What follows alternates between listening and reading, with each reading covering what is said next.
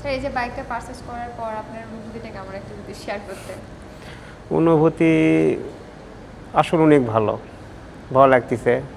একটা নতুন একটা অনুভূতি কাজ করতেছে। আসসালামু আলাইকুম। ওয়ালাইকুম স্যার আসসালাম। কেমন আছেন? আলহামদুলিল্লাহ।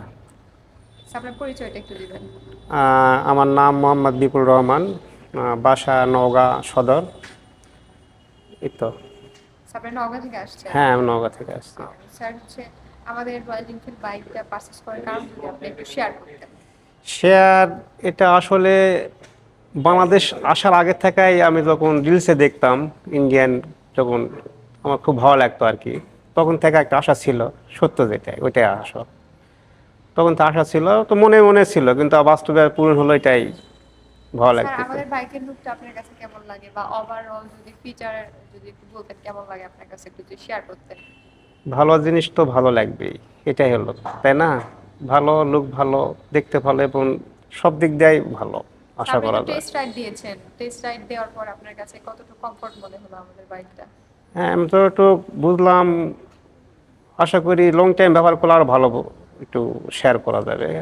একটু শর্ট টাইমের জন্য বুঝলাম তো অনেক ভালো লাগলো আমাকে। হ্যাঁ স্যার আপনার বন্ধু বান্ধব আত্মীয় স্বজন কাউকে সাজেস্ট করবেন কিনা আমাদের বাইক পারচেজ করার ক্ষেত্রে? হ্যাঁ, অবশ্যই।